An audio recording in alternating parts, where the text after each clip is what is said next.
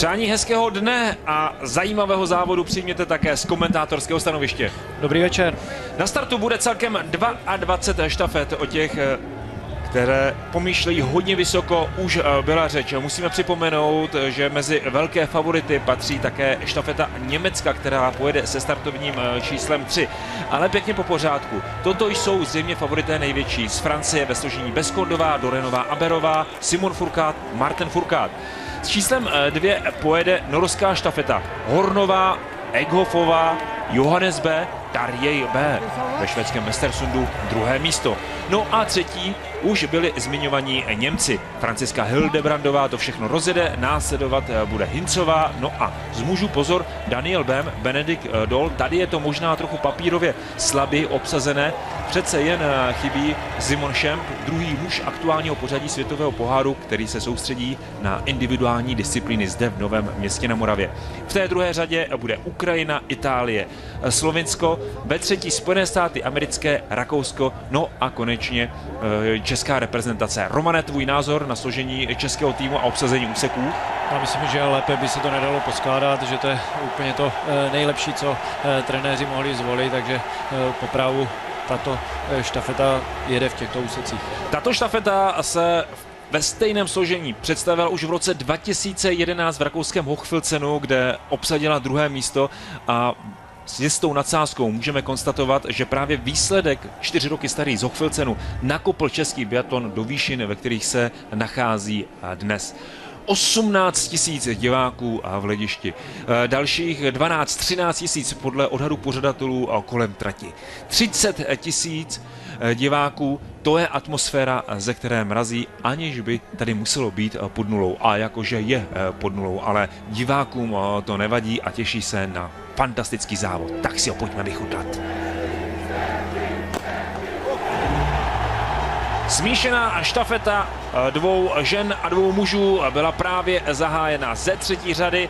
Veronika Vítková se snaží hned atakovat přední příčky a tak, jak jí vlastní, se také propasírovala téměř do čela závodu. To byl fantastický závod, fantastický start Veroniky Vítkové. Hned na stadionu Veronika Vítková za to vzala nevídaným způsobem. Nevídaným, ale udělala to nejlepší, co mohla. Je vidět, že si v letošní sezóně po té běžecké stránce věří. Popravu ty její časy jsou obdivuhodné a tady myslím, že udělala to nejlepší, co mohla, protože v těch předních místech samozřejmě se může vyhnout jakékoliv kolizi. Před Veronikou Vítkovou byla Maliová ze Slovinska a také Němka Hildebrandová, ale Veronika Vítková je přejela jak sáňky rybník.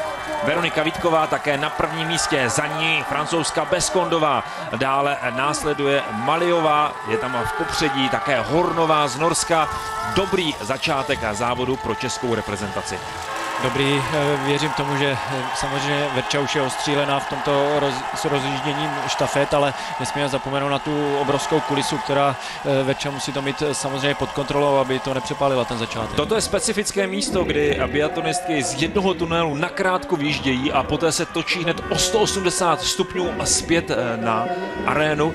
A je to specifické z pohledu jiné světlosti, jinak se svítí v tunelu a jinak na trati a také ten sníh, jak jsme měli možnost testovat, zvlášť Roman Dostál, je trochu odlišný struktura sněhu právě v tom tunelu a venku. Tak je to odlišné, dneska si myslím, že takový ten problém tam nehrozí, tam je spíš horší to, když se najíždí do toho tunelu z těch zatáček ze zhora, když ta rychlost je obrovská a když je ta skladba z toho sněhu úplně jiná, tak samozřejmě ta rychlost potom z toho tunelu a když se vjede do nějaké brzdy, tak to může být i mnohdy hodně nebezpečné. Tady už se dostávají biatlonistky do části trati, které se říká zde Plačkovec a je tady také tento mezičas Veronika Vítková první, dále Francie, třetí a Slovinsko, čtvrté Německo, páté Švýcarsko, Gasparinová jede výborně, Danklejová ze Spojených států amerických na 6. místě, Hornová se trochu propadla, Norsko 7. Ukrajinka Parvinecenová a na 8. místě, ale znovu musíme zdůraznit, je to teprve první 2kilometrového kolo celého závodu a zde se teprve biatlonistky svým způsobem zahřívají, dostávají do závodu. Dostávají se do tempa, ale teď už si myslím, že ten obrázek na Verču vypadá velmi dobře, že teďka si myslím to tempo trošku zvolnila, jede si na pohodu a to je jenom to dobře, to je ten správný recept, protože teď v tom prvním kole si myslím, že by úplně nebylo od věci sehnat zbytečně dopředu a vyčkat to, co provede hlavně na střelnici a pak reagovat. Ale Veronika Vítková nechce pustit před sebe Francouzsku Bezkondovou, i nadále jede velmi vysoké tempo. To vysoké tempo, ale ta rezervička tam je a si myslím, že Verča, jak jsme říkali v letošní sezóně, si myslím, že v tom to je zocelená, že ty její běžecké časy samozřejmě i po psychické stránce hodně dodali a je vidět, že si v tomto věří. Stále velmi dobře jede Maliová ze Slovinska se šestkou, která se tam drží v popředí za Gasparinovou ze Švýcarska ve společnosti Němky Hildebrandové. Přitom tato Slovinka má zatím v této sezóně hodně špatné výsledky v celkovém hodnocení, až 56. místo. Zde druhý mezičas příliš se nemění a do první střelecké položky také měnit nebude. Biatlonistky už se dostávají zpět do arény. Vysočina Arena opět hřmí, 18 000 diváků vítá celé startovní pole zpět.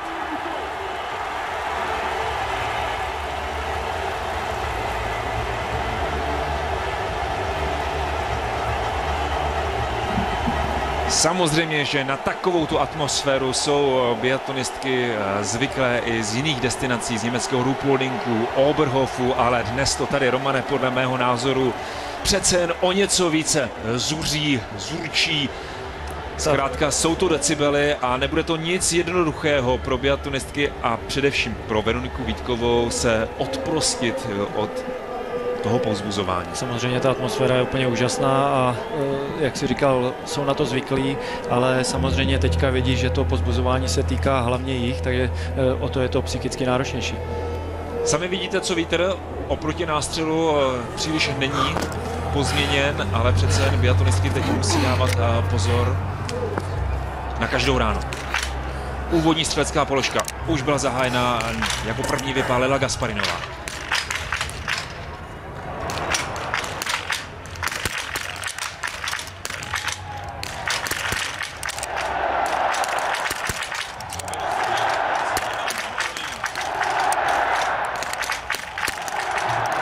Jedno dobíjení pro Veroniku Vítkovou, hned ta první rána nebyla přesná. Mezitím, co Veronika Vítková zdárně opravila, už odjíždějí nejrychlejší biatlonistky ze střelnice. Veronika Vítková neudrží vedoucí pozici. Do té se dostala překvapivě Britka Lightfootová, tak se na to podívejte. Za ní jede Němka Hildebrandová a dále Gasparinová ze Švýcarska. Na třetím místě Veronice Vítkové. Zatím patří šestá pozice s odstupem 11 vteřin 3 desetin. To není vůbec špatné, přece jen je v silách Veroniky Vítkové velmi brzy se znovu dotáhnout na první příčku. Ale výsledek Britky, musím říci, že nás překvapil. Informace ze střelnici ke střelbě Veroniky Vítkové. Ondřej Rybář nám řekne něco k podmínkám, jak moc se změnily při té střelbě a jak vypadala ta rána. Tak teď to bylo hodně zajímavý, kdo trošku všímal si těch fáborků na střelnici, tak Verča zareagovala nejlíp, jak mohla. Cvakala před první ránou, bylo to málo, ten vítr sílil a docvakala nádherně a pak už těch 5 ran trefila, takže myslím si, že to je přesně vidět její zkušenost a udělalo to tak nejlíp, jak mohlo. Děkujeme. Romane, ke střelbě Britky. Tak samozřejmě pro ní asi zážitek teďka po té první položce, ale to přináší biatlon, samozřejmě to o té střelbě, jenom zpět k Verče. Přesně tak jsem si všiml, že na první ránu hnedka cvakala, byly tam 2-3 cvaky doleva a pak už jsme ji ztratili ze záběru a jak říkal Ondra, tak po té první nezdařené ráně tak ještě přicvakla a vyhodnotila tu situaci velmi dobře. Šestá žena celkového hodnocení světového poháru Hildebrandová už se dostala před biatlonistku z Velké Británie. Zde je Veronika Vítková, která se pohybuje stále na tom 5., 6. místě. Už předjela Bělorusku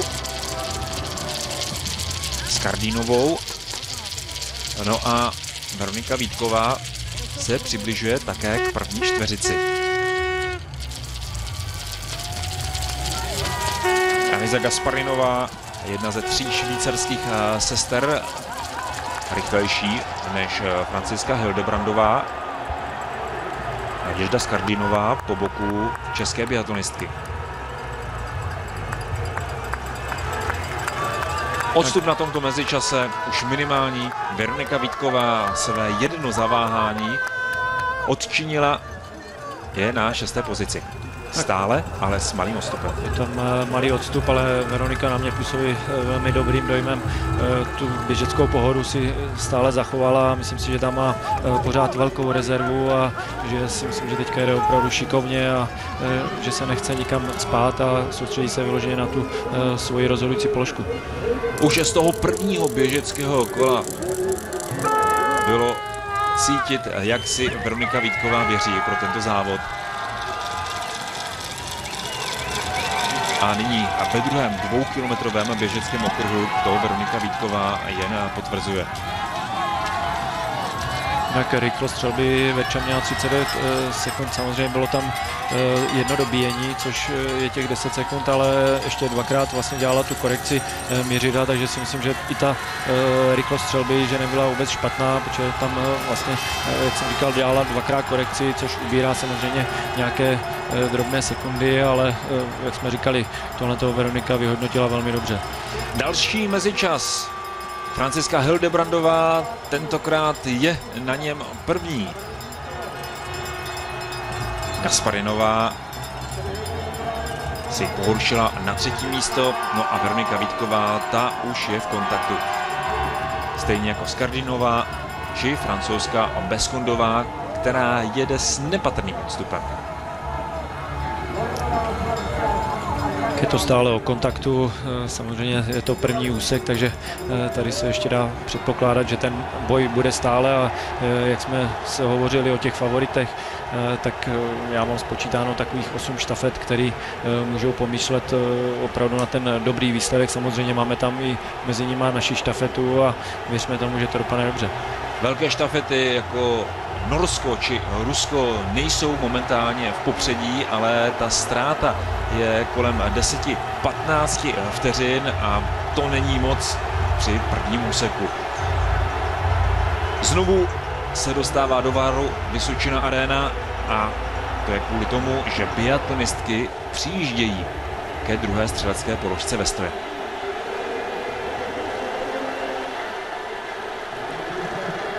Varvinecová z Ukrajiny se propracovala na první pozici, biatlonistka, která má velmi málo startů ve světovém poháru, prakticky 4 individuální. Ale tady z tomto závodu si počíná zatím nebojácí.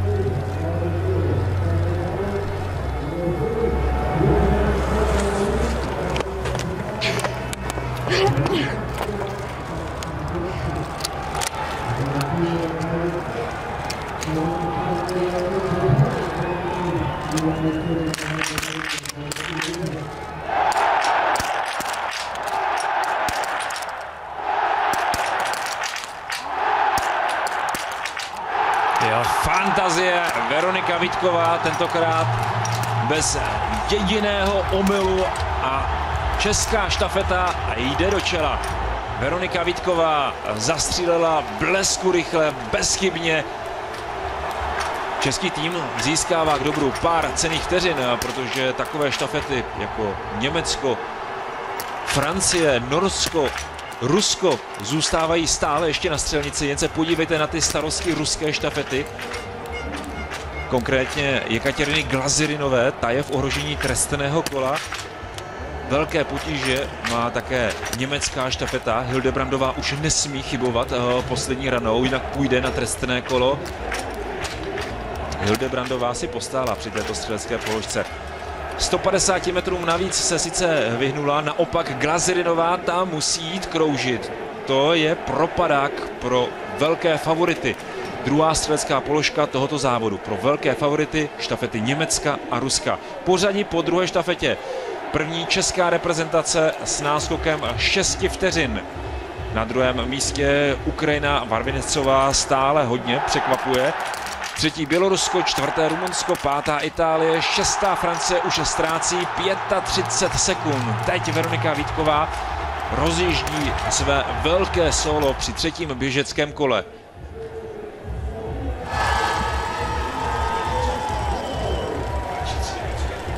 Podíváme se na rány Veroniky Vítkové, Ondřej Rybář opět. Za to zaslouží opět velkou pochvalu, protože bylo vidět, ty první 4 rány byly přepichový, to byl ležák, poslední rána byla nahoře. Určitě ten tlak cítila, ale střílela to 0-5, tam se tomu nedá nic vytknout. Děkuji. Dobrá práce. Dobrá práce, jak říká Ondra, tam se nedá co vytknout, za 24 sekund rychlá střelba, to jenom ukazuje to sebevědomí Veroniky a i ona si myslím, že takovou střelu potřebovala, protože v letošní sezóně samozřejmě běžecký hodně nahoře, ale ta střelba tam je trošku kolísavá, na její poměry byla zvyklá střílet velmi dobře, ale vidíme, že Ukrajinka se nezdává a jede taky velmi výborný závod, jak si říkal. Varvinecová, to je medailistka z juniorského světového šampionátu 2013, 2012, 2011, ale vždy ze štafetových závodů. Nemá žádný velký individuální výsledek, co se týká juniorských kategorií v podobě medaile. Mezi seniorami v seniorské kategorii byla na mistrovství Evropy v Osrblie v roce 2012 druhá a také vybojovala titul ve stíhacím závodu. Přesto pořád mistrovství Evropy, to je úplně jiný druh biatlonu než světový pohár, úplně jiná kategorie a Varvinecová nyní září. Září, ale ona poslední 2 světové poháry, ty sprinty zajela velmi dobře, 33. a 28. místo, takže už nebo naznačovala, že ta její výkonnost je na velmi dobré úrovni a dnešní závod se jí podařil, ale pochvala i samozřejmě pro Veroniku, protože ten rozjezd se jí podařil náramně. Skardínová trochu ubrala ze své ztráty na Veroniku Vítkovou. Naopak další štafety víceméně pár vteřin přibrali. Veronika Vítková se teď snaží utrhnout ukrajinské reprezentantce.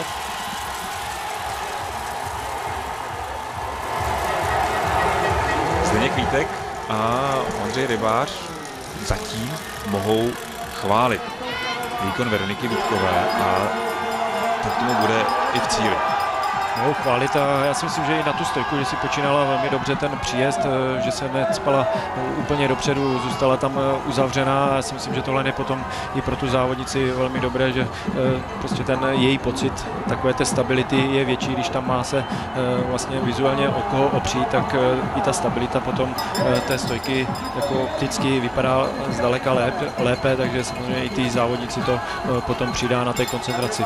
Veronika Vítková s Ukrajinkou jedou v celku osamocené v čele závodu a už také přijíždějí k první předávce. Za touto dvojicí jede Běloruska Skardínová a pak už jste sami viděli, že se to tam hodně mele, hodně hromadí. Gabriela Soukalová rozjíždí své lyže, jak by ne, protože je tady Veronika Vítková, která vyhrála úvodní úsek a už předala českou štafetu.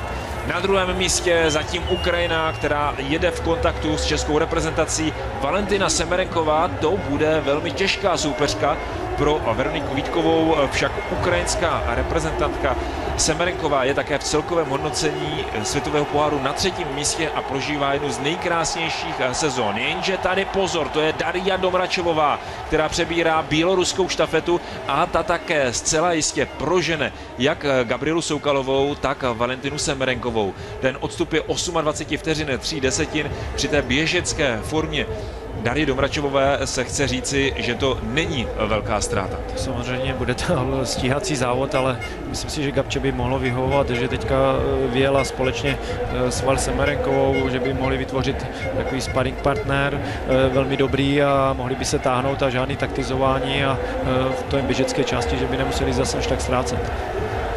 Další pořadí, 4. místo pro Spojené státy americké, 5. místo pro Francii, Dorenová Aberová je momentálně na trati, 5. je Itálie, 6. je Itálie, 7. Švýcarsko, na 8. místě Německo. Vanessa Hincová je nyní v akci za naše sousedy. Až 11. Norsko se ztrátou 40 vteřin. No a ruská štafeta předávala s odstupem 1 minuty 20 vteřin na 16. místě. Jekaterina Šumilovová teď hájí barvy ruské reprezentace. Samozřejmě pro ně už to není úplně optimální. Ta příčka, ta mezera už tam je trošku větší, ale musíme připomenout trošku ty porivy, že tady jsou na střelnici, takže během závodu se nám to ještě může trochu změnit, ale věřme tomu, že když tam zrovna budou naši závodníci, že ty podmínky budou ideální. Velmi dobře zvládla Zuzana Dankliová první úsek za Spojené státy americké. Teď se snaží udržet 4. místo. Její kolegyně Draisi Gekrová, ale ta nemá tolik odježděno, takové zkušenosti tak velké jako Zuzana Dankliová. No a navíc sami vidíte, že se posouvá dopředu francouzská štafeta a ten tlak na příčky kolem umístění Spojených států amerických ještě přijde. Hodně polepšila německé štafetě i Vanessa Hincová. Biatlonistky budou mít za malý okamžik za sebou další mezičas. 1000 metrů v nohách má Gabriela Soukalová, stejně jako Valentina Semerenková. A Gabriela Soukalová nyní přepustila a vedení ukrajinské reprezentace. Tady je Daria Domračovová na předávce. Byl odstup Dary Domračovové 28 vteřin, 3 desetiny. Daria Domračovová stahuje. A co další? To bude zajímavé. Jestli i další biatlonistky se budou přibližovat. Dorenová Aberová, ano, stejně jako Hincová. Francouzská i Němka snížili odstup na Gabrielu Soukalovou a Valentinu Semerenkovou. Tak samozřejmě, a to jsou štafety, tam je obrovská síla i v té mužské části, takže na toto pozor, to ještě není zdaleka vyhráno. Furt je to, nebo stále je to začátek závodu, ale věřme tomu, zatím se to pro nás vyvíjí velmi dobře.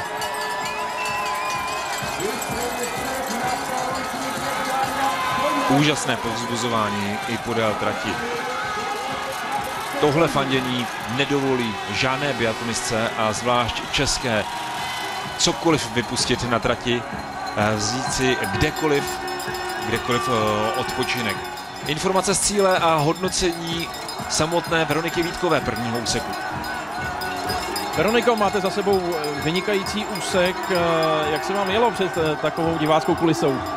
Já jsem se hlavně snažila co nejlíp vystartovat, abych se nedostala nikdy do žádné kolize, to se mě podařilo a pak jsem se soustředila jen na sebe na střelnici a tam jsem vlastně minula akorát první terč a to díky tomu, že jsem málo zareagovala na vítr, pak jsem ještě dvě dvacáky přidala a už to vyšlo. Ta druhá střelecká položka byla dokonalá, tam také zlobil vítr? Tam vítr nezlobil, tam jsem si spíš hlídala rány a střídala to opravdu na jistotu. Veroniko, díky, ať to kolegové dotáhnou. Děkuju.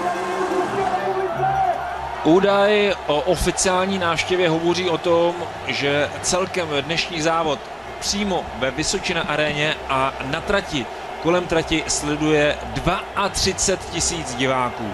To je letošní rekord světového poháru. Nikde jinde, ve Švédsku, ve Slovinsku, v Rakousku, v Německu ani v Itálii nepřišlo na jeden závod tolik diváků jako zde na Vysočině.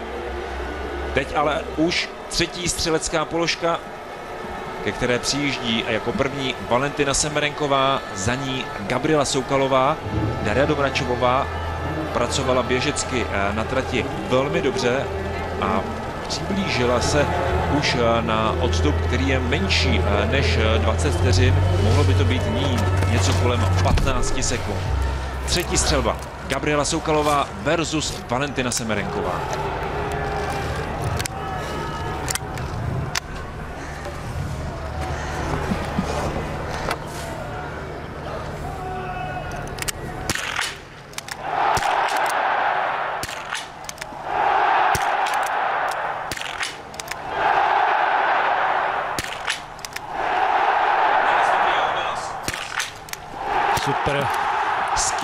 Skvělé, vynikající. Gabriela Soukalová nemusela ani jednou opravovat, úsměv na tváři Ondřeje Rybáře je naprosto oprávněný a zatímco Valentina Semenková dvakrát opravuje, tak Gabriela Soukalová už je ve druhém běžeckém kole, jenže za ní vystartovala Daria Domračovová a běloruská biatlonistka, vidíte, aktuálně zaostává o necelých 14 vteřin.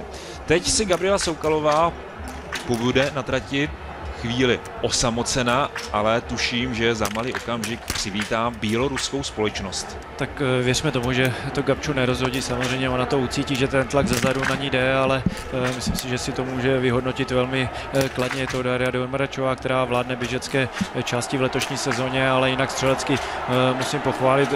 Myslím si, že si Gabča zvolila ten rytmus, u kterého si byla jistá. Bylo to po 3 vteřinkách a ostříleno velmi parádně. Tohle ale byly starosti německé biatlonistky Hincová také jde na trestné kolo a německá štafeta, zatímco po té první střelbě se propadla, poté zvedla, tak nyní opět míří do spodních pater průběžného pořadí. Ostatní biatlonistky odjíždějí do druhého 2kilometrového kola, ale Vanessa Hincová na trestném okruhu dokončuje svůj trest a Hincová odjíždí ze střelnice až na 12. místě s odstupem 1 minuty 22 vteřin. Za ní další velká štafeta Ruska Jekaterina Šumilovová na 13. pozici. Zatím nejlépe střílí česká a běloruská štafeta. Z 15 ran museli oba týmy opravovat pouze 1 ránu. Znovu položka Gabriely Soukalové.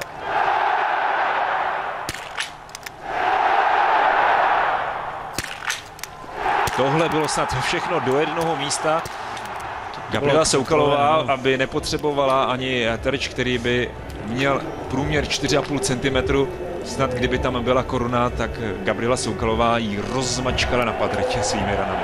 Byla akorát první rána k 6. hodině a jinak centrové rány, takže jak jsem říkal, Gabča ostřílela ve velmi dobrém rytmu. Myslím si, že šla na jistotu a myslím, že to vyhodnotila velmi dobře. Závod jede dál.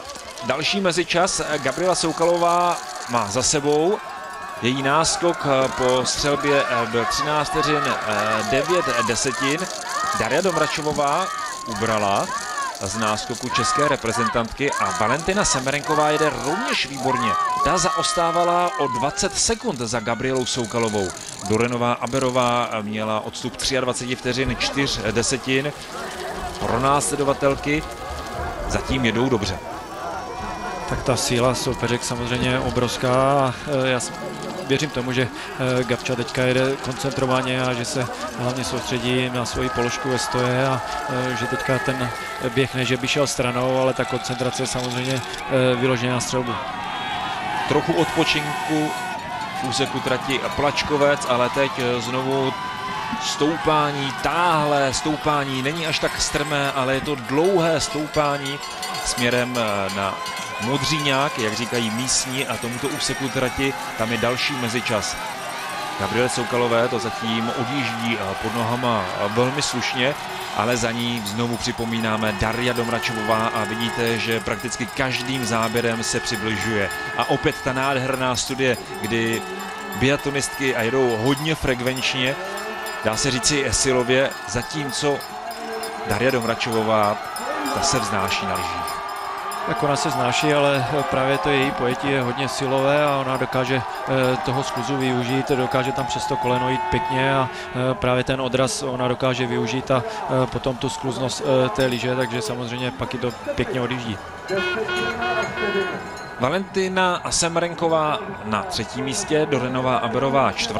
I tyto 2 biatlonistky se přiblížily Gabriele Soukalové a česká biatlonistka je už nyní za malý okamžik na stadionu a ve společnosti běloruské reprezentantky. Běloruská reprezentantka při příjezdu na stadion ztrácí 10 metrů.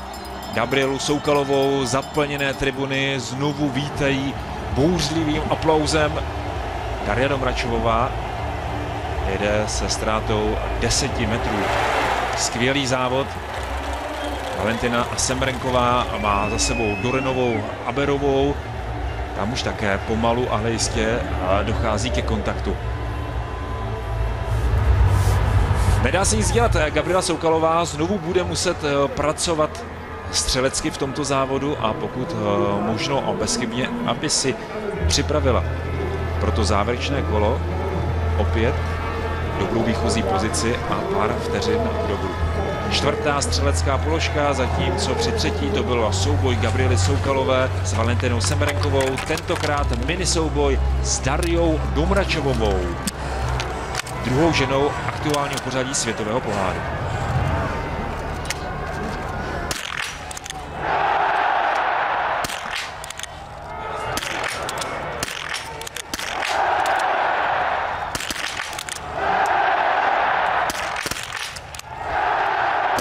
Oprava pro Gabrielu Soukalovou a také pro Dariu Domrachovou. Svým způsobem zatím střelecká remíza. Valentina Semerenková a Dorenová Aberová. Valentina Semerenková se dostává do vedení v tomto závodu. Dorenová Aberová pojede za ní na druhém místě. Gabriela Soukalová druhou opravou uspěla. Daria Domrachová stále ještě na střelnici a také uspěla po druhé náhradní ráně. Valentina Semerenková první, Dorenová Aberová na druhém místě, Gabriela Soukalová třetí. Daria Domrachová zaostává za Gabrielou Soukalovou o 8-9 sekund. Od Gábiny velká škoda, samozřejmě tam ta jedna chybička přišla, že nedokázala hnedka na první dobíjení ten terč sestřelit, bylo tam dalších dobíjení navíc, samozřejmě jsou to drahocenné sekundy, ale i tak si myslím, že to ustála velmi dobře. Ondřej Rybář opět bude hodnotit tu střelbu, ukáže nám, kam letěla ta jedna rána mimo. Opět se to nehodnotí špatně, bylo to za jedna, pak to tam dobíjela, byla to rána na 2 hodiny, shodou náhody druhá rána, ale jinak vidíte to gro, prostě byly zase ležáky.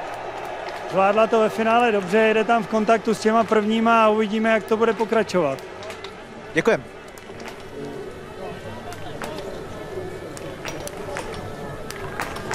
Valentina Semerenková byla vítězkou, co se týká přesné střelby při čtvrté zastávce na střelnici, ale vůbec nejrychleji zastřílela Jekaterina Šumilovová za 23 sekund.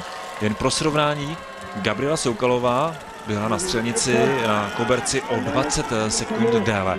Ale co je důležité, česká reprezentantka už je v kontaktu s Valentinou Semerenkovou a také francouzskou Dorenovou Aberovou. Daria Domrachová na čtvrtém místě stále trochu ztrácí.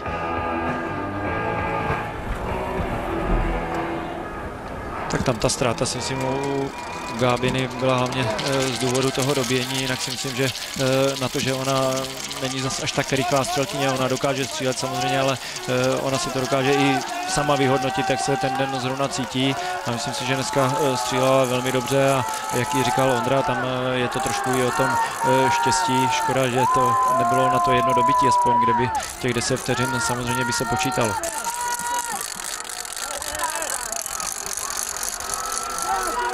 Mezičas na 5. kilometru druhého úseku Dorenová Aberová, Valentina Semerenková druhá, Gabriela Soukalová třetí, Daria Domrachová už zaostává jen o 6 sekund a 3 desetiny. Je to běloruský rychlík. Je to rychlík, jak říkáš, ale samozřejmě teďka je potřeba Gábina, aby hlavně si myslím se štafetou Francie, Ukrajiny, kdyby ten kontakt udržela, aby kluci vyjížděli také v tom kontaktu a i to první kolo by se jim samozřejmě jelo lépe. Na první příčku Francie se stále dívá s úctyhodným odstupem Německo, to je aktuálně na 11. místě se ztrátou 1 minuty 37 sekund, to je doposud asi největší propadák tohoto závodu zatím. Rusko na 9. místě, Šumilovová při 4. střelbě v této štafetě hodně polepšila. A znovu dlouhé, táhlé stoupání, ve kterém však jakoby některé biatlonistky ještě zrychlovaly. Dorenová Aberová má vysoké tempo, stejně jako Valentina Semerenková, Gabriela Soukalová sečí síly, stačí se snaží udržet v kontaktu s ukrajinskou reprezentantkou. No a za Gabrielu Soukalovou už je Daria Domračovová, která také jde před českou biatlonistku. Daria Domračovová na tomto mezičase už je třetí, alespoň chvilku by mohla Gábina se snažit chytit za Dariou Domračovovou a akceptovat její tempo, ale to je obtížné. Přece jen Daria Domračovová a její rychlý běh, to je disciplína samostatná v biatlonu. To samostatná, samozřejmě pro Gábinu tohle není nic příjemného. Člověk to zná jako závodník, když se takhle přes něj ten závodník přežene, takže pro ní to po psychické stránce samozřejmě není úplně ideální, ale teď to chce zabojovat o každou vteřinku a soustředit se na sebe a držet hlavně tu koncentraci na tu techniku jízdy a nepolevit. Tady už se chystá Simon Fourcade, starší z francouzských sourozenců, protože blíží se druhá předávka. Francie zatím na prvním místě. Druhá příčka patří zatím Ukrajině. Pidručný přebral od Valentiny Semerenkové, na třetím místě Bělorusko, Jurij Ljadov, no a pochopitelně za českou reprezentaci Michal Schlesinger na čtvrté pozici. Závod nám vstupuje do své druhé poloviny a stále je hodně dramatický. O další zápletku se pochopitelně mohou postarat i Norové. Johannes B. má velmi rychlý kvalitní běh a vydává se do svého úseku z páté pozice s odstupem 23 sekund 1/10. Výborně se zatím tento závod vyvíjí také pro naše sousedy ze Slovenska. Paulina Fialková i Jana Gereková zajeli solidně a nyní jejich zásluhou Matěj Kazar se vydá do závodu ze 7. místa. Tady jsou Slovinci. Slovinská štafeta na 6. místě, slovenská hned na 7.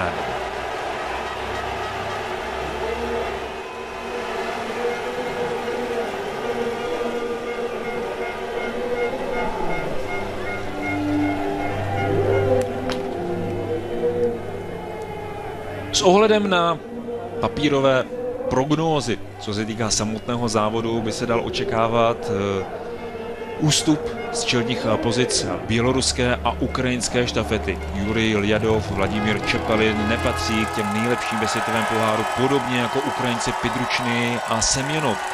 Jenže už několikrát jsme se dočkali, zvlášť ve smíšených štafetách, zajímavých výsledků a nelze nic spolehlivě prognozovat. Tady ale vidíme, že muži mají 2,5kilometrový okruh a míří už za tunely do takzvané omega zatáčky. V této zatáčce se říká podle televizních kolejnic, které zde byly natažené při mistrovství světa v roce 2013 a právě od zmiňované firmy byly vůbec nejdelší. Ještě krátké ohlédnutí za druhým úsekem. Si myslím, že Gábina odvedla solidní práci, samozřejmě já si myslím, že po té běžecké stránce tam stále rezervy vidíme, ale na té střelnici si myslím, že odvedla taky kus práce a je to stále v kontaktu, takže i Gábina si myslím, že má velkou pochvalu a jak vidíme, Michal už je tam zase v kontaktu, takže zatím paráda.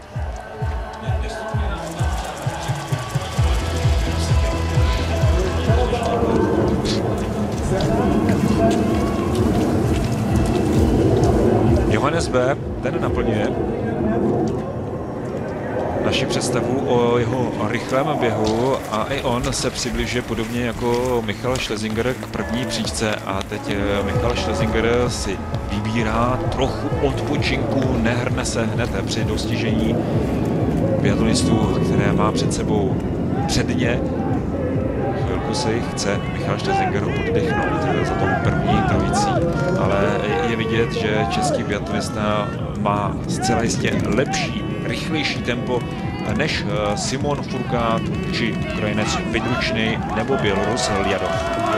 Já si myslím, že odjížděl Santersovi ve velmi dobré formě v závodě štafet nejrychlejší čas, takže je vidět, že tu formu stále drží. Rupoldinku krásné výsledky, takže Michal si myslím, že v letošní sezóně je fantastická forma a samozřejmě ten tlak teďka zezadu na něho je, ale já si myslím, že jede šikovně, protože on tam něco dojížděl, takže teď je třeba trošku i odpočnout a je trochu i hlavou.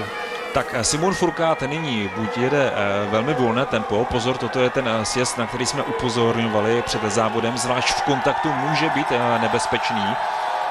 Jsou to ostré pravo-levotočivé zatáčky, ve kterých je potřeba dobře odšlapovat.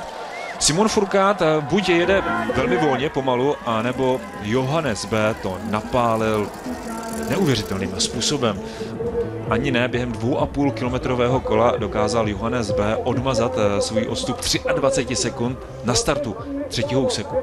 Tak je to víceméně nejrychlejší běžec celého mužského pole, ale samozřejmě tam si myslím, že vepředu možná bylo i trošku více taktizování, než by bylo zdrávo, ale samozřejmě Michalovi nám to vyhovalo. Michal se na tu přední skupinku dostal a jak jsem říkal, si myslím, že teďka jede velmi šikovně. A Johannes si myslím, že možná taky teďka trošku, sice je to mladý dravec, ale teďka bude potřebovat chvíli odpočinout, tak uvidíme, jak se nám to vyvine u první položky. Zatímco Johannes B. to napálil a předvádí svou extra běžeckou třídu, tak naopak například ruský biatlonista Maxim Cvetkov zůstává stále v tom odstupu 1 minuty 10 vteřin, tak jak tomu bylo při předávce mezi druhým a třetím úsekem. Tato pětice už předstihla jednoho z biatlonistů o celé kolo. No a teď je vidět, jak tempo povadlo, nikdo se nehrne dopředu. Každý z té první pětice ví, že znovu se karty budou míchat a rozdávat na střelnici a nikdo tam nechce přijet úplně zadýchaný. Každý si reguluje tepovou frekvenci podle svého. Teď je to velmi volné a tato pětice dává trochu příležitosti zbytku startovního pole se ještě přiblížit. Tak samozřejmě ta pětka má tam nějakou rezervu 1 minuty, ale samozřejmě byla by škoda něco prohospodařit, ale myslím si, že asi kluci vědí, co dělají a si myslím, že teďka rozhodne zase tato položka a pak se to možná trošku protříbí a samozřejmě to tempo zase bude v tom dalším kole zase vyšší. 5. střelecká položka a Michal Schlesinger přijíždí jako první, za ním je Simon Furkát. Dále je zde Johannes B., ten přijíždí na 5. místě. Musíme připomenout i Pidručného, no a konečně samozřejmě i Ljadova. To je prvních 5 biatlonistů tohoto úseku a dalších 5 ran do závodu.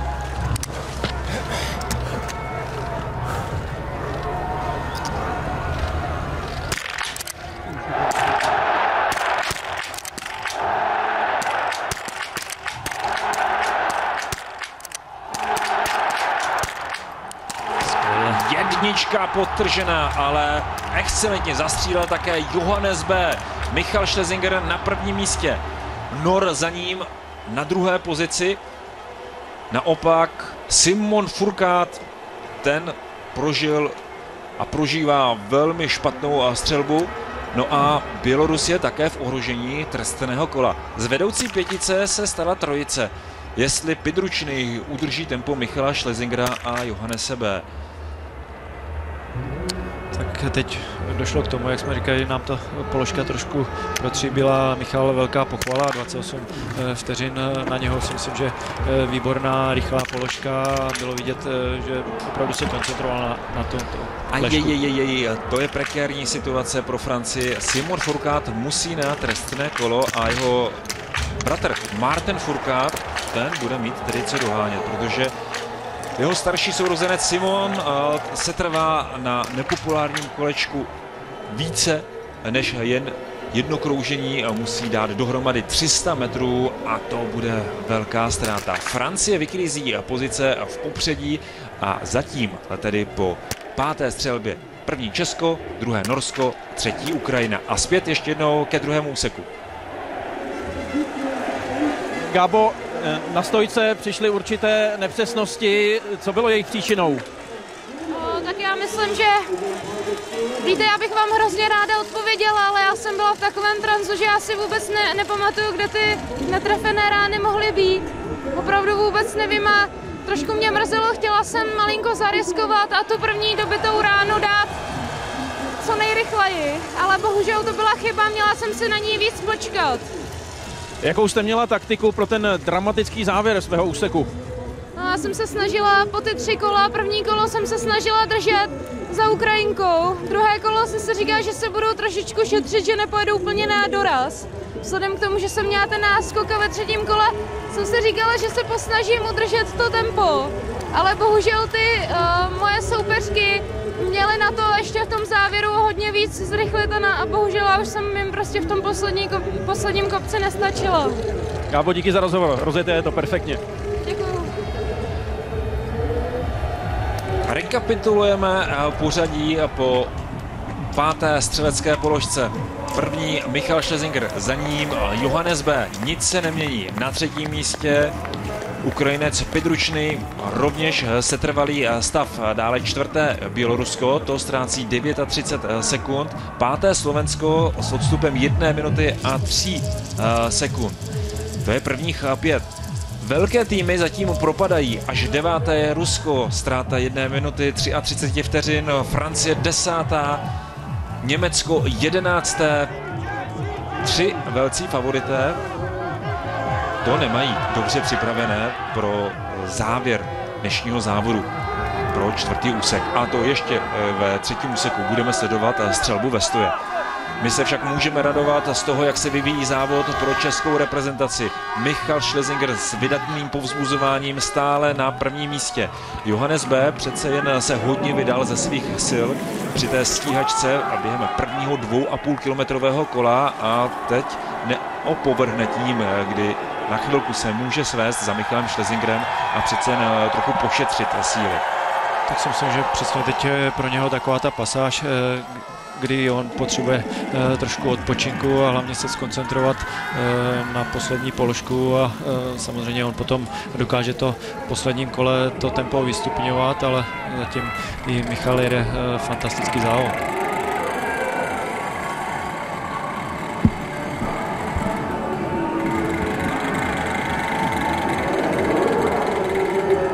Běžecky se v tomto kole drží i Bělorus Lďadov, který si stále neudržuje. On snížil odstup na Michala Schlesingera a jeho na sebe o 4 sekundy. Já si myslím, že na této dvojci je vidět, že to není stále ta jízda na krev. Jedou šikovně, vidí, jsou si vědomi toho náskoku a ta koncentrace na tu střelbu si myslím, že je úplně na té nejvyšší úrovni a samozřejmě věřme tomu, že nebude žádný zádrhel na střelnici a tam v tom posledním kole tam už to bude o tom se vydat z posledních sil. Davy fanoušků podél trati, to je povolený doping pro Michala Schlesingera. A takovéto obrázky v skutku vídáme ze světového poháru pouze z německého Ruhpoldingu a z Oberhofu, aby i podél trati se tísnili tisíce fanoušků. Tak už jsme to říkali hodněkrát, pro ty naše závodníky to musí být něco neskutečného a jako bývalý závodník samozřejmě musím v tomhle jenom závidím a v téhle atmosféře to musí být něco obdivuhodného a hlavně klobouk dolů za tím, jak to naši závodníci zvládají, protože to je pod obrovským tlakem. Brit Kane se jen na chvilku zavěšuje za česko-norskou dvojici, využívá jejich tempa, ale Brit Kane je samozřejmě o 1 kolo zpět.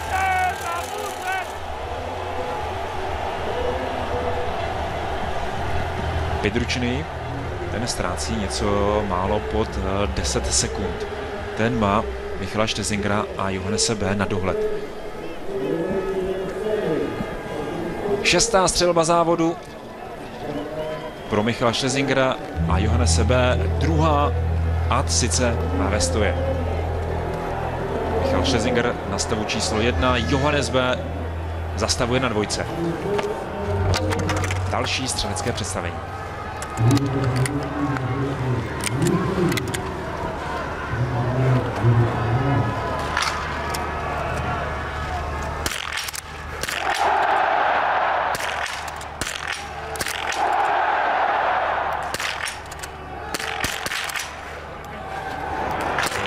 Johannes B. to pokropil a to bravurně. Johannes B. odjel ze střelnice, Michal Schlesinger musí jednou opravit. Výborně zastřílel i Pitručný. Ten nemusel opravovat, Michal Schlesinger teď bude muset zabrat v tom svém posledním běžeckém kole.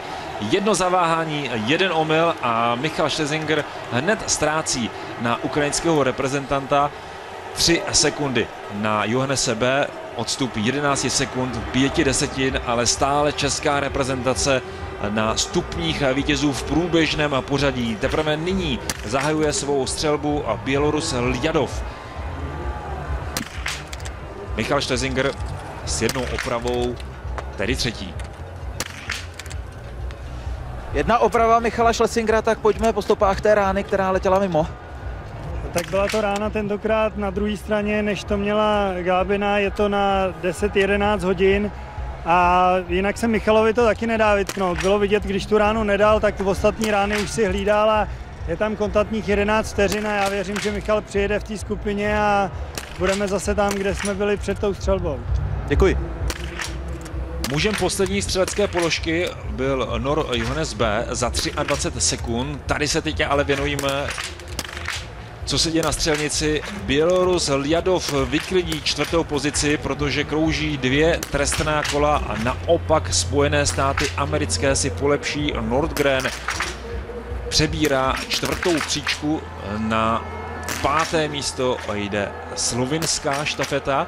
No a v problémech je momentálně na střelnici také Matěj Kazar, na kterého se díváme. On má k dispozici už nyní jen 3 náboje, teď 2 a ani jednou nesmí chybovat. A i před touto slovenskou reprezentanta se řítí další. No, Slovák půjde na trestné kolo. Tady jsou favorité.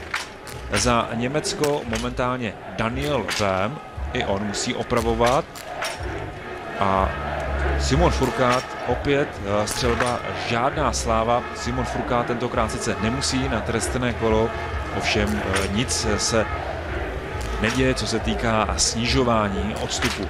Cvetkov polepšil Rusům, ten je na 6. místě, takže Cvetkov se nám tam dostal velmi dobře do popředí, ale ten odstup stále obrovský pro ruskou štafetu, konkrétně 1 minuta 47 sekund. A Michal Schlesinger tady běžecky bojuje. Už je před Ukrajincem Pitručným. Bylo vidět obrovská síla, to je to, co jsem říkal, že v tom posledním kole samozřejmě tady už není čas na šetření a Michal jde fantasticky a tady už ho vidíme, dokonce dojeli Nora, takže klobouk dolů, to, co teďka Michal předvedl v tom výjezdu, v tom prudkém stoupání, je vidět, že si věří a že na tom je velmi dobře a pro něho velká pochvala. Své jedno zaváhání na střelnici Michal Schlesinger napravil jedinečně na trati, protože odstup byl 11 sekund na takového rychlíka, jako je Johannes B. A Michal Schlesinger už mu visí na zádech. Visí na zádech a ještě k té drobné chybičce, tam jsem si všiml ty stojky při té třetí ráně, je to vidět i na tom intervalu, kde byla ta třetí rána 4,5 vteřiny. Michal, samozřejmě to je důsledek té rychlosti a toho tlaku, tam udělal špatnou manipulaci se závěrem a proto mu tam potom nevyšel ten nádech, výdech a proto tam byla ta prodleva a tam vidím tu příčinu toho, že Michal vlastně propásl ten pravý okamžik tu ránu dobře spustit. Michal Schlesinger je už před norským biatlonistou, jak by ne, protože je to znovu ten sjezd, ve kterém je lepší. Je na prvním místě než na druhém. Ostatně Johannes B. se o tom v této sezóně přesvědčil v Ruhpoldingu, kdy v jednom závodu si držel 2. místo a za Slovincem Jakubem Fakem ho pak potkal nepříjemný pád. Lépe řečeno, Slovinec spadl a Johannes B. se nestačil vyhnout. Také byl pěkně podřený v obliči norský biatlonista. Znovu však běžecký souboj. Michal Schlesinger versus Johannes B. Český reprezentant se snaží odskočit Norovi. Snaží se ještě více vyšroubovat své tempo, ale Johannes B. ten se drží jako klíště. Tak to se není čemu divit, to je běžec pan excelant, ale pochvala velká pro Michala, protože je vidět, že si ohromně věří a je na tom dobře, ta silová část tam je teďka vidět, že je na tom velmi dobře a že mu to chutná.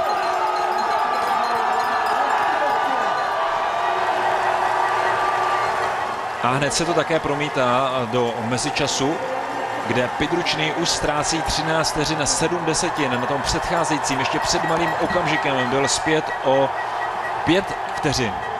Jakmile Michal Schlesinger, Johannes B. se do toho opřeli, šlápli, Pidručný okamžitě začal ztrácet.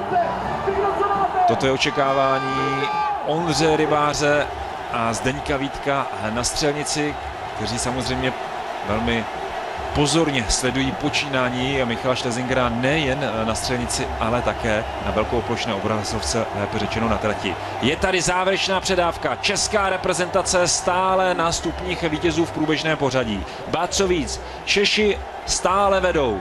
Na druhém místě norská štafeta. Chystá se souboj Tarjei B versus Ondřej Moravec. Za Ukrajinu se vydává do 4. úseku Sergej Semjonov. Pidručný hodně překvapil, udržel ukrajinskou štafetu na stupních vítězů. Tak udržel, ale on své kvality předváděl už na posledním nebo předchozím světovém poháru v Anterselvě, kde byl 13. 9., takže tu kvalitu určitě má, je vidět, že ta forma se ho drží. Štafetový závod se dnes stále velmi dobře vyvíjí také pro Spojené státy americké. Tady vidíme Nordgrena, který bude přijíždět do cíle na 4. místě. Ten odstup je obrovský. Na mezičase vidíte 1 minuta 34 sekund. A možná to bude v cíli ještě více. Na 5. místě Slovinec Klemen Bauer, Cvetkov 6. se ztrátou 1 minuty 52 sekund. To jsou ztráty jako hrom. Ty rozdíly tam jsou opravdu velké a věřme tomu, máme tam už takovou poslední trojku, která jede v kontaktu, tak věřme tomu, že už nepřijde nějaké obrovské zklamání a hlavně, aby vydrželo počasí, a to už věřím, že Ondra se svojí psychikou si myslím, že je také na vysoké úrovni, takže to už se musí udržet a teď bude záležet na který post to samozřejmě dá, protože je tam ještě ta trojka a ten tlak tam samozřejmě stále bude. Německá štafeta s více než 2minutovou ztrátou hodně vzadu. Francie rovněž 2 minuty a téměř 20 sekund. O 1 příčku lepší než Německo. To je zatím propadák pro německou a také francouzskou štafetu. Při třetí předávce znovu pohled do pořadí. První Česko, druhé Norsko, třetí Ukrajina, na 4. pozici Spojené státy americké, 5. Slovinsko a na 6. místě Rusko. Tak snad ještě připomeňme, že za Rusko momentálně jede Anton Šipulin, 3. muž aktuálního pořadí světového poháru, ale ten odstup 1 minuty 53 sekund je zkrátka propastný i pro takového skvělého závodňáka, jako je Anton Šipulin. Tarjei B. měl dlouhou závodní přestávku v Oberhofu v Ruhpoldingu kvůli nemoci, nestartoval, vrátil se do závodu v italské Anterselvě, jenže ten návrat nebyl radostný. Ve sprintu 46. místo, ve stíhačce 25. místo, až ve štafetě to bylo velmi dobré od Tarjei B.ho a také Tarjei B. přispěl k vítězství Norů v italské Anterselvě. Tak samozřejmě on si prošel nějakým tréninkovým blokem a tam těžko z té Anterselvy taky to odhadování je těžké, protože tam samozřejmě ta nadmořská výška, to tělo nebo to organismus každého závodníka zareaguje trochu jinak, ale i on si myslím, že jak jsem říkal, prošel nějakým blokem a ta jeho forma určitě bude kulminovat. Ještě krátké hodnocení 3. úseku z prostoru cíle. Michale, vypadalo to, jako by vám vůbec nevzalo síly to, že jste dlouho vedl a soupeři se vyváželi za vámi. Tak já si myslím, že jsem měl dneska opět dobrý lyže, že to bylo snad v těch sjezdech, kde jsem měl trošku možná větší rychlost než kluci.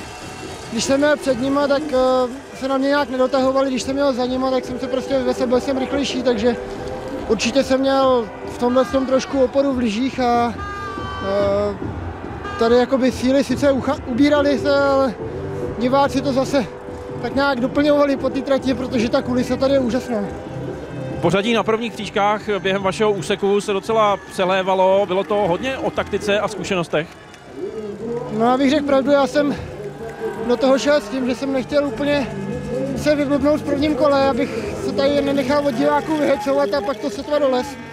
Ale vzhledem k tomu, že ta situace byla taková, že 3 kluci jeli přede mnou a já jsem měl pár vteřinek díru, tak jsem nakonec musel stejně zavrat, abych je jakoby docuk, abych se s nima mohl svíst a pak pošetřit trošku ty síly. Takže musel jsem tu taktiku trošku změnit a samozřejmě kontaktní závody jsou vždycky trošku o taktice. Michale, díky, držme pěsti Ondrovi. No a Ondřej Moravec si zatím počíná ve svém prvním běžeckém 2,5 kilometrovém kole bravurně. Stále na prvním místě, Tarjej B na druhé pozici. Tarjej B teď trochu těží z jízdy Ondřeje Moravce, ale na druhou stranu není na co čekat. Proč taktizovat a nechat dojet Semjonova? Není na co čekat, ale Michal si myslím, že nám tam taky trochu napověděl. Jak říká, je to kontaktní závod a samozřejmě teďka trochu to taktizování tam bude, protože Ondra samozřejmě ty informace má a ví, co se děje za ním a já si myslím, že samozřejmě ten náskok je hodně luxusní a teď si myslím, že si jede taky trošku takticky a chce se plně koncentrovat na střelbu, protože samozřejmě Ondra ve stoje si věří, tam to bude si myslím jeho parketa, samozřejmě na Lešku si myslím, že si chce jet více v pohodě.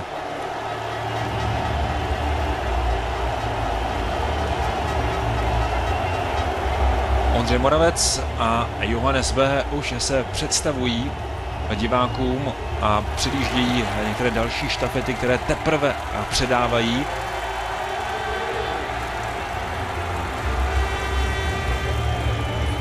Sedmá střelecká položka ve smíšených štafetách v Novém Městě na Moravě je tady, je připravena. Češi stále drží první příčku. Tarjej B na druhém místě. Ukrajinec Semjonov přijíždí se ztrátou přibližně 14-15 sekund. Tak, sedmá střelba.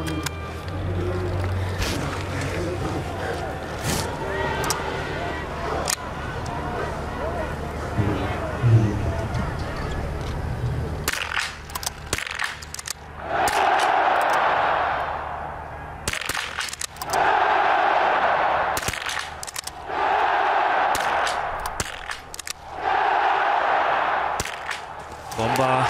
Ondřej Moravec bude osamocen v čele závodu, ale jak dlouho? Příliš dlouho ne, protože Tarjej B střílel i s jednou opravou rychle a ten odstup norského reprezentanta je 5 vteřin 2 desetin. Bez ohledu na střelbu norského biatlonisty Ondřej Moravec dostává za tuto střeleckou položku 1 a to podtrženou. Jenže tady je Semjonov a ten nyní má potíže, protože jsou stále před ním 2 terče a on už má pouze 2 náboje. Ten první využil tím nejlepším možným způsobem. Další, poslední oprava a je tady trestné kolo. Ale sami vidíte, že za ukrajinským biatlonistou se stále ještě neobjevil Američan Darty a tudíž i přes toto trestné kolo Ukrajina zůstane na 3. místě.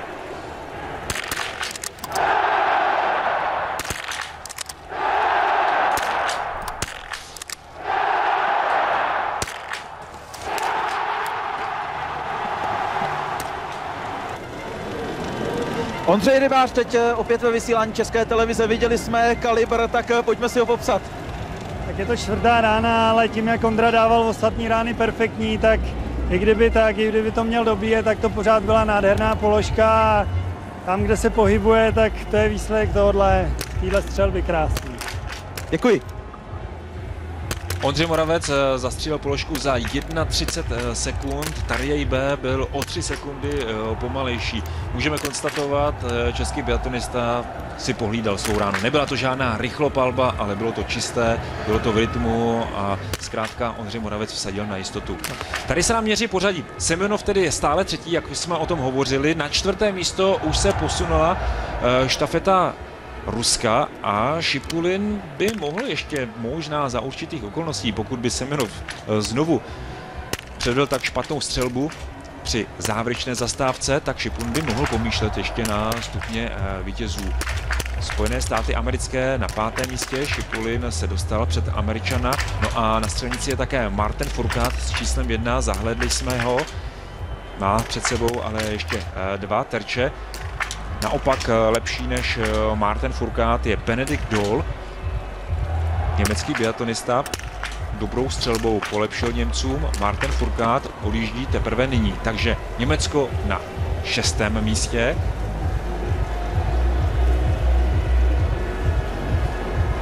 Tam jsme mohli vidět, že ten vítr tu skupinku trošku více zlobil a ještě zpět Kondrovi, jak jsme viděli kalibr vpravo a jak jsme mohli vidět, tak Ondra hnedka ještě než začal střílet, tak dělal korekci, dával 2 cvaky doleva, takže vyhodnotil to velmi dobře a samozřejmě, kdyby toto neprovedl, tak ta rána už by byla venku, takže vyhodnotil tu situaci velmi dobře a i to tempo těch 31 sekund si myslím, že to je takové ten jeho rytmus, samozřejmě oproti světovým závodníkům v tomhle Ondra někdy zaostává, ale samozřejmě on je potom schopen tu položku odstřílet velmi dobře a tady se u něho hlavně leží jedná o té přesnosti, on v té rychlosti potom dělá tam zbytečné chyby.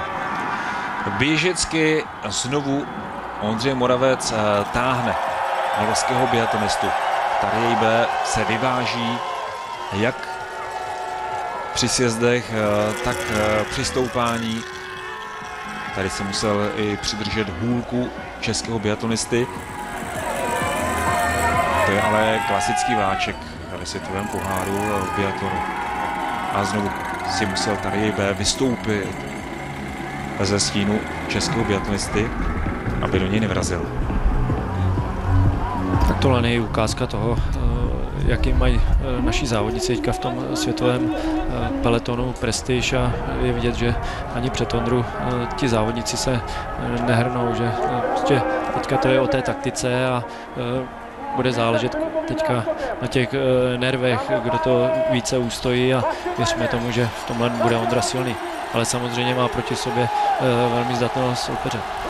Ano, jen připomeňme, že Tarjei B to je mistr světa zde z Nového Města na Moravě ze závodu s hromadným startem, ve kterém je ten kontakt ještě větší, silnější, ta konkurence je tvrdší než ve štafetovém závodu. Víc Tarjei B obstál s norskou štafetou na olympijských hrách ve Vancouveru, zde v Novém Městě na Moravě, v Ruhpoldingu i na mistrovství světa v Chanty-Mansijsku. Je to 4násobný mistr světa ze štafetových závodů. Pardon, 3násobný mistr světa a jednou olympijský vítěz ze štafetových závodů. Anton Šipulin, ten musí spoléhat na to, že Semjonov bude mít potíže při poslední střelbě. Tak tam už to by bylo opravdu o nějakém zaváhání, ale samozřejmě ten vítr může zlobit a může nám tam ještě něco provést, ale věřme tomu, že této dvojice se to týkat nebude. No a teď přichází na řadu zřejmě klíčový okamžik celého dnešního závodu. Znovu se nám projeví krása celého biatlonu. Poslední střelecká položka, která bývá velmi často rozhodující, pro někoho šťastná, pro někoho smolná. Nezbývá nic jiného, než popřát hodně štěstí, klidu a přesnosti Ondřeji Moravcovi pro poslední střelbu tohoto závodu. Ondřej Moravec opět na stavu číslo 1, Tarjei B na dvojce.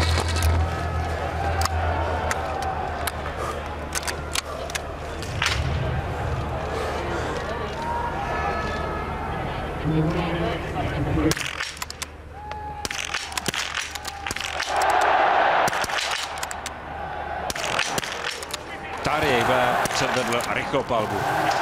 Na to Ondřej Moravec, ten nalezl odpověď, ale ještě má před sebou stále jeden terč, český reprezentant. Sestřelen a s jednou opravou.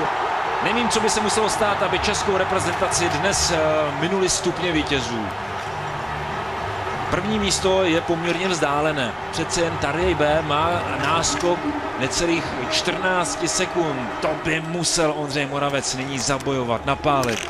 A vzhledem k tomu, že Tarjei B se doposud spíše vezl za Ondřejem Moravcem a nepracoval tento nor na trati v dosavadním průběhu 4. úseku tak jako český reprezentant, tak se dá předpokládat, že více sil pro to poslední kolo bude mít nor. No ale i druhé místo, no to je paráda v domácím prostředí pro český tým. Nepředbíhejme, ještě to není druhé místo. Teď je třetí příčka, kterou stále drží Ukrajina. A Semjonov se jí zatím nemíní vzdát. No, zatím to je o něčem jiném, než při střelbě v leže od tohoto zkušeného ukrajinského reprezentanta. Šipulin už však také přijíždí. Ani Ukrajinu by stupně vítězů neměli minout.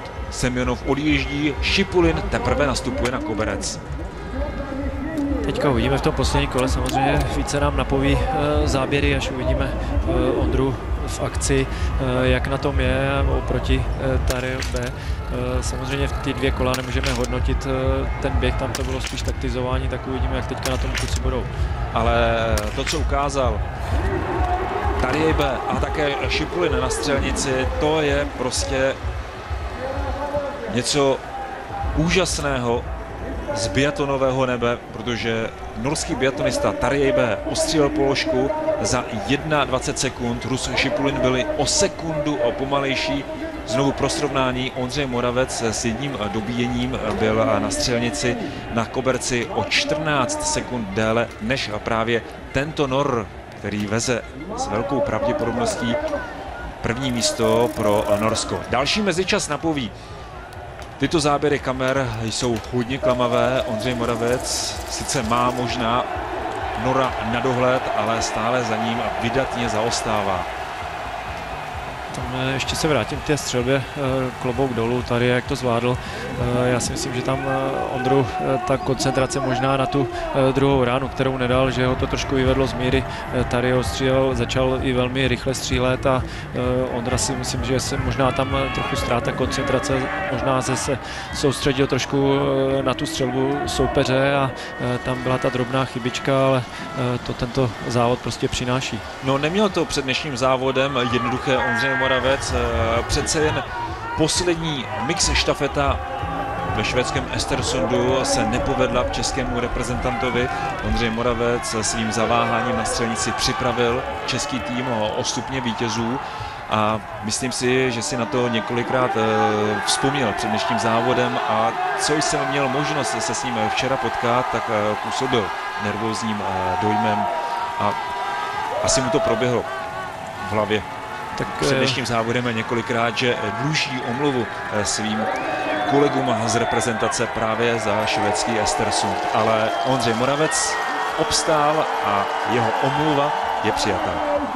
Tak a samozřejmě těch závodů je hrozně moc a ty chyby se stanou a já myslím, že tohle byla i obrovská zkušenost, protože jak to Ondra popisoval, tam jsme mohli při tom závodě v Östersundu vidět, tam on nemohl vlastně ty náhradní náboje vůbec dát do komory a tam bylo to, že si vzal nové rukavice a které, když se namočili samozřejmě, tak se mu vytáhli více, než bylo zdrávo a tomu tam potom překáželo, ale to je v těch zkušenostech a samozřejmě v Östersundu se nám to nevyplatilo, ale to přináší tady ty situace. Po 8. střelbě si polepšila Francie, poskočila na 6. místo, Německo je 7. Stále skvělý výsledek mají na dosah Američané, kteří odjížděli po 8. střelbě na 5. pozici, ale těsně za americkou štafetou už zmiňovaná Francie, lépe řečeno Martin Fourcade. Tarjei B a poslední stoupání, poté už přijde jen krátká zatáčka a příjezd na stadion do Vysočina Areny. Ondřej Moravec se opět o 3 sekundy přiblížil k norskému reprezentantovi, ale 500 metrů před cílem sjet 8 vteřin a 8 desetin na takového závodníka jako Tarjei B, to je nereálné. Samozřejmě někdy by se dalo, ale dneska je vidět, že i tady si tu situaci hlídá, že to má pod kontrolou, takže bohužel pro nás, ale myslím i tak úplně perfektní závod a stříbrný výsledek, takže pro diváky velká odměna, skvělý výsledek. Přece jen trochu rozpačití byli diváci po té úvodní disciplíně zde v Novém Městě na Moravě, kdy Češi nezazářili, ale teď je to všechno zapomenuté. Norové vítězí v tomto závodu smíšených štafet. České kvarteto ve složení Vítková, Soukalová, Michal Schlesinger, Ondřej Moravec dojíždí na druhém místě. Krásný výsledek. Češi se znovu mohou radovat při další zastávce světového poháru ze stupňů vítězů. Zatím co kolo, co díl světového poháru, ať už to bylo Švédsko, Slovinsko, Rakousko, Německo, Itálie, tak to vždy byly stupně vítězů pro českou reprezentaci. No a tuto normu naplnili Češi hned při druhé disciplíně zde v Novém Městě na Moravě.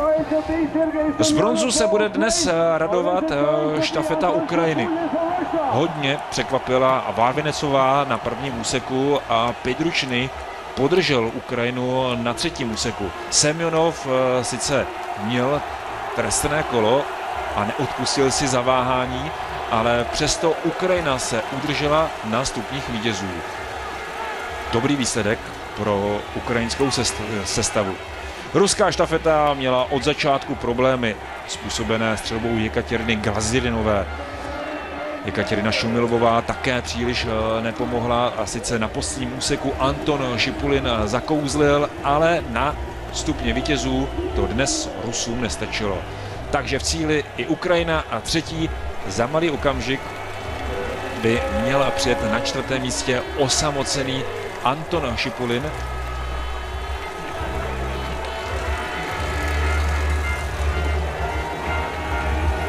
Česká štafeta zaslouží pochvalu především za střelbu.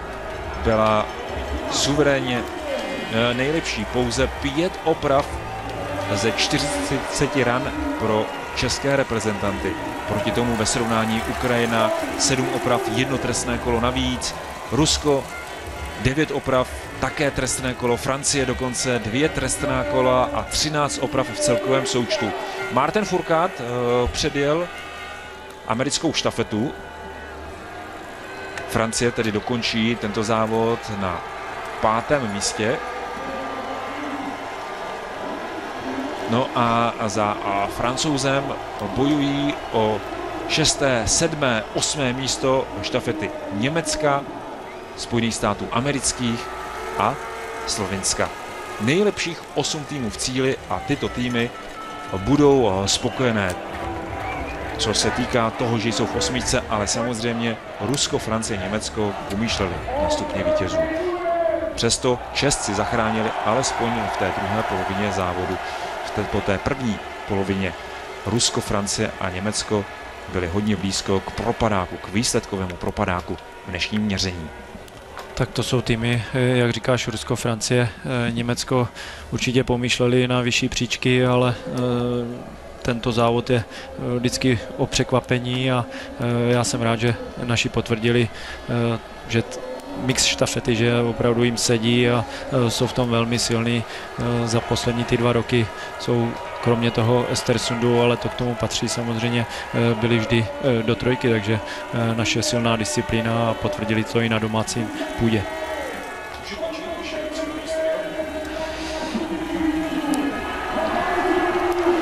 Devátá místo pro Rakousko, také solidní výsledek pro naše sousedy vzhledem k tomu, v jaké kondici mají Rakušané, zatím ženy. Sice si trochu polepšují, ale stále Rakušanky ještě nepatří mezi nejlepší ve světovém poháru. No a tu elitní desítku uzavírá štafeta Slovenska.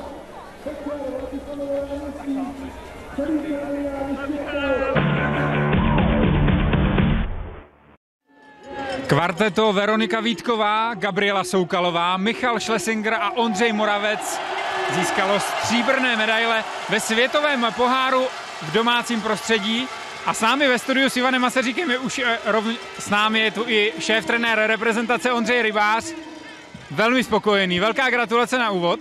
Dobrý večer, tak určitě nemůžu být nespokojen, protože před takovouhle kulisou a po výjistce hnedka prvním závodem pódium pominuli ty single štafety, který byl takový zkušební závod, tak ohromná spokojenost. Je splněno v domácím prostředí? Tak fanoušci by měli asi za zlý, kdybych řekl, že je splněno, ale samozřejmě říkali jsme z každého svěťáku, když přivezem pódium, tak určitě a před takovýmhle, když někdo řekl číslo 32 000 diváků, tak co víc si přát než po výjistce doma. Chodili trenéři na střelnici a gratulovali, hlavně samozřejmě gratulace patří sportovcům, ale před takovouhle kulisou a v domácím prostředí to nikdy není jednoduchý získat takhle pódium hned prvním závodem. My jsme to s Ivanem Masaříkem hodně prožívali ve studiu, ale co my, jak vy jste to prožíval na střelnici? Tak já už jsem to tady říkal při mistrovství světa, jako běhal mi mráz po zádech, ale v tom příjemným, protože ty tribuny, to je něco, co řeknu ani na olympiádě člověk nezažil a samozřejmě ty nervy tam jsou a pracují, protože kdo biatlon sleduje, tak ví, rozhoduje vždycky poslední položka, i když dneska ten náskok už tam byl, ale ta nervozita tam byla značná. Ivane, velká pochvala všem 4 českým reprezentantům, je to tak? 100%, všem 4, ta střelba byla vynikající, pouze 5 dobíjení, to bylo nejlepší z celého startovního pole. Má něco Ondřej Rybář, co by vytknul vůbec svým svěřencům dnes? Tak při takovém výsledku se nedá nic vytknout. Samozřejmě Ondru bude mrzet ta rána dobíjená, protože bylo vidět, musel si tahat tempo starém, když jel, takže byl by to zajímavý finish mezi těma dvouma, ale určitě Verča, ta se do toho obula, tam jsme se trochu báli, protože startovala ze zadu a šla hnedka do čela, tahala celou skupinu, pak bylo vidět, že ke konci možná ty síly, které tomu obětovala na začátku, chyběly, ale všichni odjeli úplně super úseky a ten výsledek prostě mluví za vše. Michal Schlesinger na 3. úseku, tak fantasticky takticky bych řekl, protože on vybíhal s lehkým odstupem ze 4. pozice, ale on se docvaknul a pak to výborně ustál. Michal, kdo to viděl, v tom kopci bylo vidět, že tam má tu sílu, on jel výborně už štafetu v Anterselvě a tam i když on potom odjížděl s tou 11 vteřinovou ztrátou, tak jsem věřil, že přijede první, protože ty diváci, to je motor, který prostě Michal je závodník, který tohle dokáže využít a taky se tak stalo. Nakonec rozhodla poslední střelecká položka celého závodu, Tarjei B a Ondřej Moravec. Ivane, to byla rychlopalba od norského závodníka. Byla k naší smůle, jako opravdu, ale jenom jim musíme pogratulovat, jemu se ta střelba neskutečně povedla a opravdu škodička, jak si Ondro říkal, zaváhání Ondry na tom jednom dobíjení, jinak by to musel být nádherný dojezd 2 závodníků do cíle. No on ho Ondra stahoval po té, co Tarjei B ze střelnice odjížděl jako první, ale nešlo to. Samozřejmě ta ztráta byla nějakých 14 vteřin. Škoda strašně moc té jedné rány. To byla, Ondra i na tu první čekal, bylo vidět, tam byly takový polemiky, jestli Ondra předvede tu rychlopalbu, letos v sezóně on to nestřílí a tady nemůže nic podcenit, počkal si s první ránou, škoda tý druhý byla opravdu těsná vpravo na 3, tady tam měl trochu štěstí, tam byly nějaký kalibry, ale tak to prostě je, to štěstí k tomu patří a buďme spokojení s druhým místem, já myslím, že to je opravdu moc pěkný výsledek. Spokojení pochopitelně jsme, je to obrovsky silná disciplína pro český národní tým. Když si vezmeme mistrovství světa 2013, bronzová medaile ve smíšené štafetě, olympijské hry stříbro, dnes také stříbro, pochopitelně v poslední době neustále na stupniš až na ten Östersund, tam to nevyšlo, 9. příčka, ale takováto radost ve smíšené štafetě, už je to běžné, Ondro. Tak v tom Östersundu to byla smůla, tam jsem říkal jeden vyhozený náboj, špatný dobytí a klesli jsme z umístění, který máme teďka prostě někde na 9. příčku a tyhle závody jsou tak vyrovnaný. Dneska teda ku podivu se tam to čelo urvalo, ale jinak prostě já jsem řekl do 8. místa, kdo je do 8. bojuje o pódium a my jsme předvedli, že tahle disciplína tím, že ten tým máme takhle silný, tak určitě patří k těm, kde chceme bojovat o to pódium. A bojujeme neustále, Ivane. No jasně, neustále v každém závodě a dá se na to krásně podívat. Co může tento tým, jak to může nakopnout do víkendu, protože čekají nás ještě 2 sprinty, 2 stíhačky, takže víkend plný biatlonu a jak pracovat teď s tou